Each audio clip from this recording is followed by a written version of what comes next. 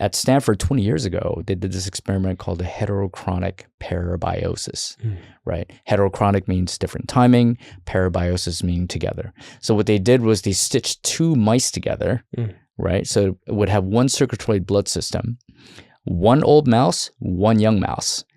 And they discovered that the old mouse was biologically getting younger and the young mouse is biologically getting older, right? They did a second experiment where they just did a plasma transfer of the blood. They just exchanged the blood without stitching them together. Same thing was happening. So what does that mean? That means the rejuvenation of the old mouse was purely the function of the proteins coming off the blood of the young mouse, right? And that gave birth to this idea that, you know, these tech billionaires are running around with blood boys, right? So they're trying to get their young blood boys to donate their blood so they can stay younger. Well, what this researcher was thinking is, if that works, I wonder what would happen if you take the earliest stem cells and the secretome, or the proteins coming off of the cells, and applied it on senescent cells. Now, senescent cells are these zombie cells that we collect in our body as we get older.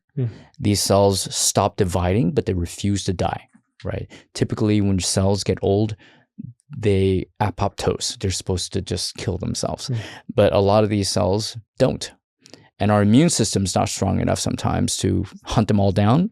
And so they start accumulating, and what they do is they start secreting a lot of inflammatory messages to the rest of your body.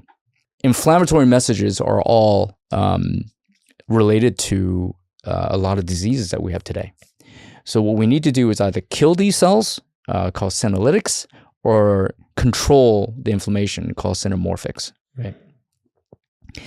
And so what we did in the last year was we did these series of experiments where we applied our secretome from the human trophoblast stem cells onto these senescent cells. And what we discover is that transcriptomically and proteomically, we were able to systemically downregulate all of the inflammatory messages, the markers. Okay. By how much? So, it's pretty significant, but various depending on what marker you look at. Okay. Right?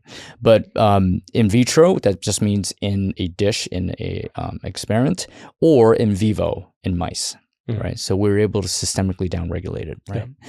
So discovering this, I was thinking to myself, and you know, in philosophical discussions with the researchers at the NIA, I was thinking to myself, like, well, is there any way we can figure out if we can use the same material, not only to downregulate inflammation and maybe take care of some diseases that the FDA or EMA designates, but as a preventative measure, getting back to what you were talking about before. So this is kind of like my moonshot, right? If I can prove that using the secretome or the proteins from these super early cells, which is sending out very potent regenerative messages, you know, into your body, can we slow down, stop, or reverse biological aging? Right. And so that's my hunt right now, is to find the right gauge to say, yes, we're moving the needle on biological age.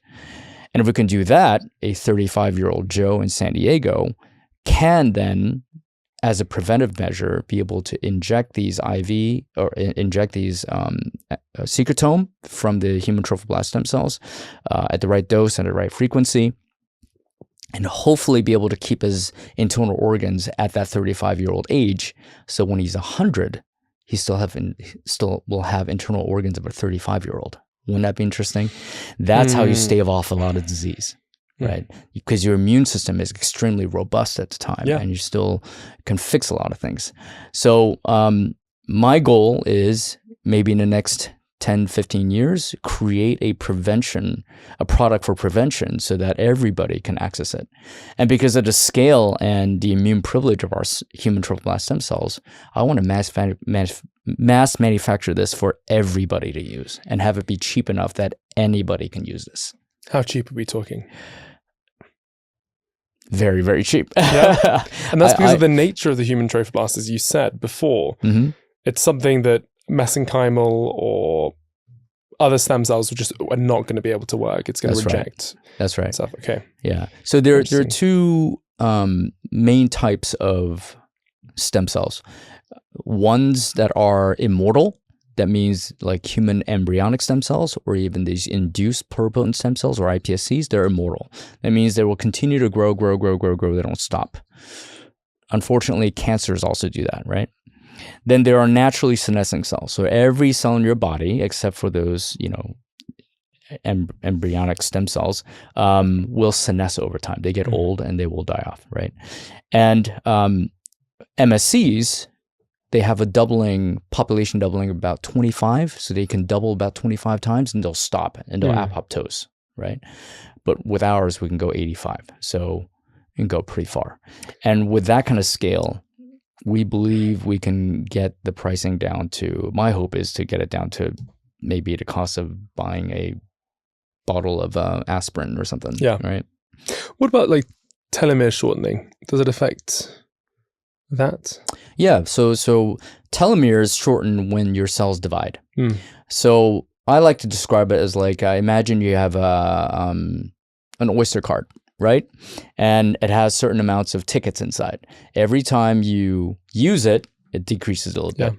When for cells, you use it when you divide.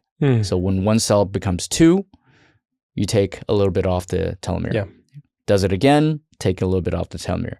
And when the telomere runs out, it apoptoses. The cell signals itself to like, all right, time to die. We're done, right? And so that's also one of the strategies that scientists are trying to use to say, hey, what if we can extend the telomeres? What if we can make them not shorten or get cut off so fast, right? Thanks for watching this Beyond Tomorrow clip. If you haven't subscribed yet to our main channel, join us there for conversations that can help you thrive today and flourish tomorrow. We'll see you next time.